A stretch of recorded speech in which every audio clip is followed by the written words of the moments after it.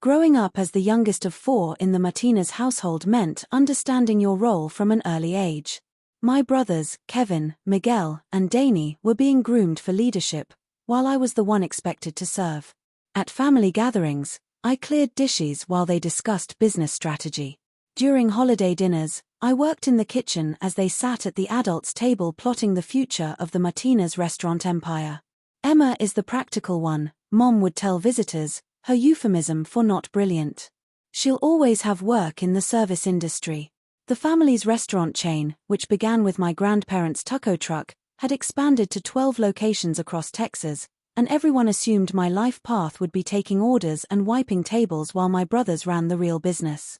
What they didn't know was that I had been quietly building something entirely different. While they saw a community college graduate juggling double shifts, I had been managing a series of increasingly profitable online ventures since I was 16. My e-commerce platform for artisan crafts sold for $2.3 million when I was 22. My food delivery app patent had been licensed to 3 major companies for $8.7 million. By 25, I controlled an investment portfolio worth over $40 million. Yet, to my family, I remained Emma, the waitress who didn't understand real business. The tipping point came during our January quarterly family meeting. Kevin had convened everyone to discuss the major expansion he'd been planning for months, 5 new locations that would double our restaurant footprint. The conference room at our flagship store buzzed with excitement as architectural plans were spread across the mahogany table. This expansion represents the future of Martinez family restaurants, Kevin announced, adjusting his expensive tie. Fresh from earning his MBA at UT Austin, he had positioned himself as the heir apparent. We're looking at a $3.2 million investment, but the projected returns are substantial. Miguel, our self-proclaimed financial genius with his accounting degree, nodded. The numbers are solid. Funding can come from our credit lines and cash reserves. Danny, the operations expert, pointed to the locations on the map. Prime real estate in growing neighborhoods.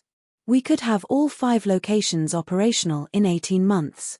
I sat quietly in the corner, knowing my input was unwelcome. Officially, I held a small percentage of company stock, a token amount given to family members when the business incorporated. What they didn't know was that my stake had grown significantly over the years through strategic acquisitions via shell companies and trusts. Mom presided like a corporate queen, her designer blazer and perfect hair reflecting the success she credited entirely to her sons. This expansion will cement our legacy, she declared. Finally, we'll compete with the major chains. Kevin displayed detailed financial projections. $640,000 per location. Real estate secured, contractors selected, equipment lined up. All we need is final approval. What about market research? I asked quietly, genuinely curious. The room went silent. Miguel rolled his eyes. Emma, this isn't your expertise. Kevin added dismissively, we've done extensive market analysis. This is sophisticated business strategy, not order taking. Mom leaned forward with that patient smile she reserved for explaining basic concepts to simple people. Business decisions require real intelligence, Emma, not waitress-level thinking like yours. She gestured to my brothers. These are the minds that built our success. Kevin and Miguel laughed. Danny smirked, shuffling through more documents. Maybe stick to taking orders, Miguel added. That's what you're good at. The casual cruelty stung, but I had learned resilience. You're right, I said, rising slowly. I don't understand this level of business. I'll leave the important work to you. Smart choice, Kevin said, without looking up. We'll fill you in later. I smiled and walked to the door. I'm sure you'll make the right decisions. You always do. As I left, I heard them dive back into expansion planning, voices animated with excitement. Kevin was calling contractors. Miguel calculated cash flows. Danny scheduled site visits. I drove home to my modest apartment, the one they thought I could barely afford on a waitress salary.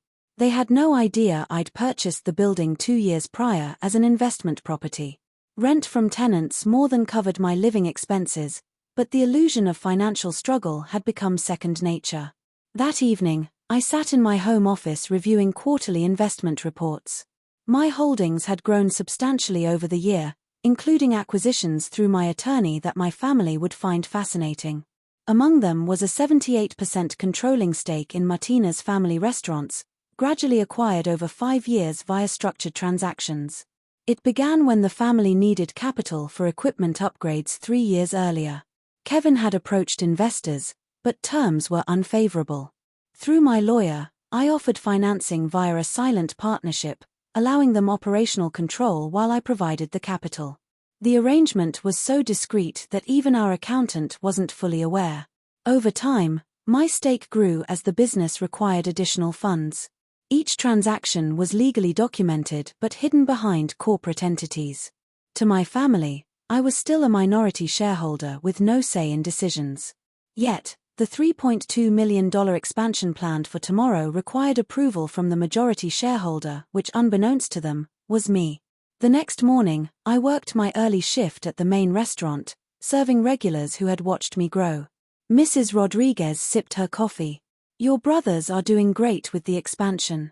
Your parents must be so proud." "They are," I said, smiling. At 10:30, Kevin stormed in, face flushed. Miguel followed, phone in hand. Danny trailed, looking anxious. "Emma, we need to talk," Kevin called. "What's going on?" I asked calmly. "Our accountant just called," Miguel said tightly. "The expansion can't proceed without approval from a silent partner we've never heard of." Kevin paced, hands in his hair. "This makes no sense. We have the funding ready. How can some mystery investor block everything?" I wiped my hands on my apron, calm as ever. "Sounds complicated. What did the accountant say exactly?" "They own 78% of the company," Danny explained. "Major expenditures over $500,000 need their written approval." Kevin slammed his fist on the table. "Ridiculous. We built this business. How can someone faceless have veto power?" Miguel scrolled frantically, trying to reach their lawyer. "The documentation is legit. Everything filed with the state. But the ownership structure is so complex that no one realized the control this partner has." Danny shook his head. "How did we never know about this?" I continued wiping tables, letting their panic unfold. "Maybe your accountant can provide more clarity. Business structures can be tricky." Kevin spun toward me. "Emma, this is serious crisis management. Focus on your tables." "Of course," I said quietly. "I'm sure you'll figure it out." Over the next hour, their calls multiplied. The lawyer confirmed the structure was binding. The bank said loan approval required majority consent. Contractors asked whether to proceed. Mom arrived around noon, composed but cracking. 20 years building this business, and some stranger can just stop growth. "We're trying to find out who this silent partner is," Kevin said. "It may take days to trace through the trusts and corporate entities." Miguel added, "They've funded everything, equipment, renovations, loans, through shell companies for years." "Well, we need to contact them immediately," Mom declared. Danny shook his head. "Communication must go through corporate lawyers. Nothing direct." I continued serving lunch, the irony clear. They had spent the morning dismissing my intelligence and were now struggling with a business structure I had built over 5 years.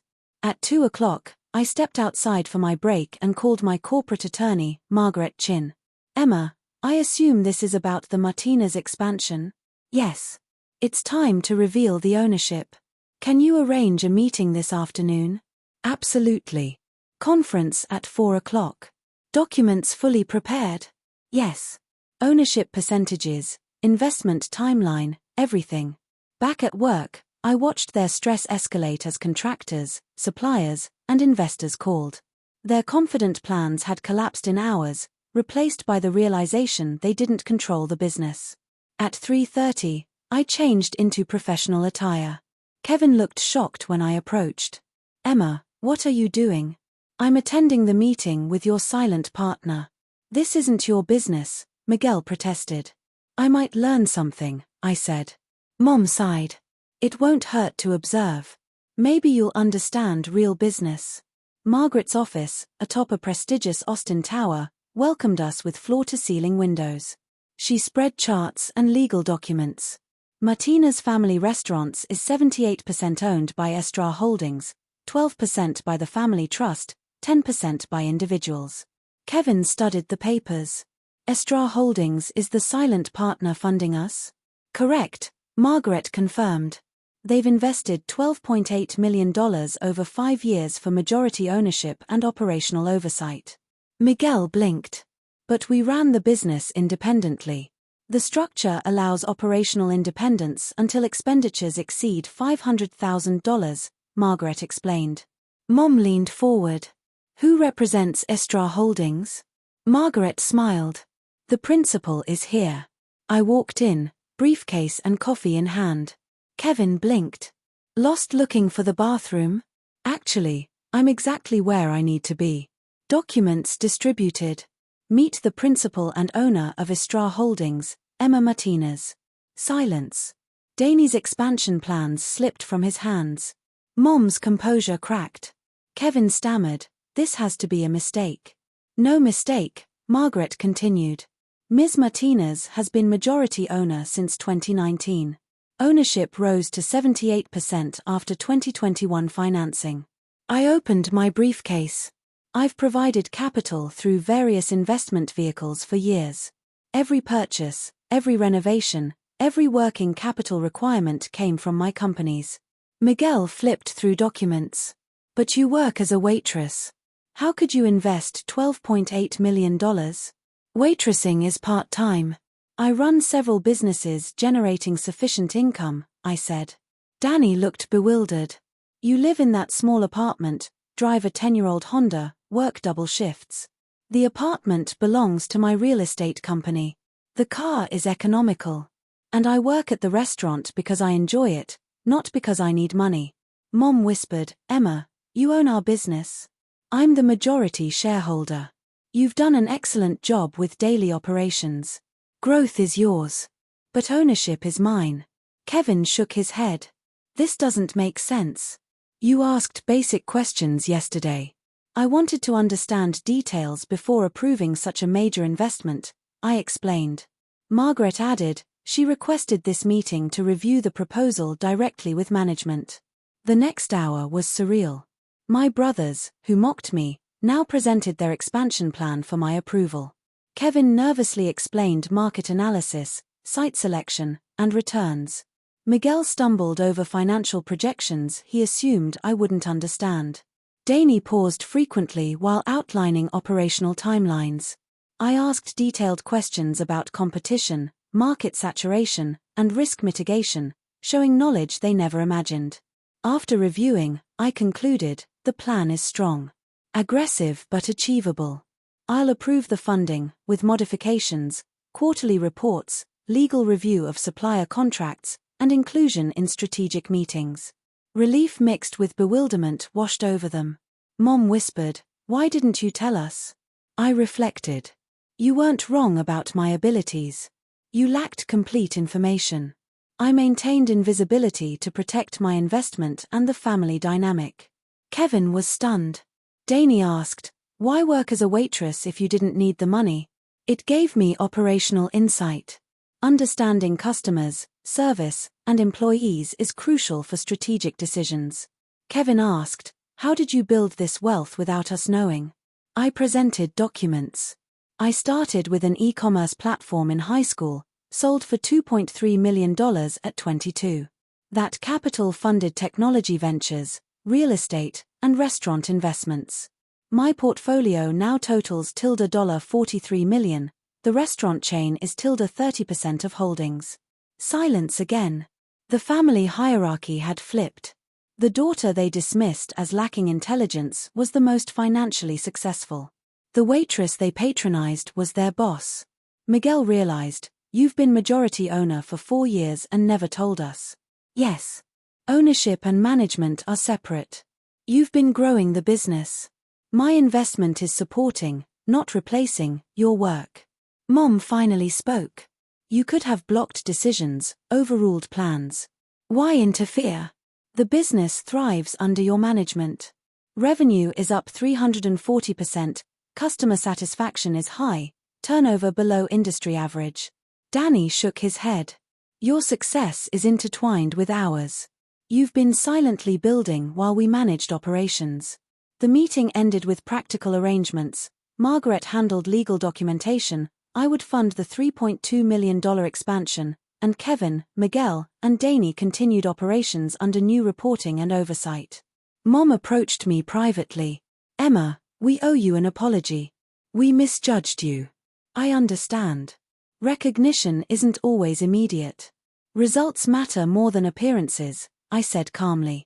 Kevin asked, why reveal yourself now? The expansion marks a new growth phase.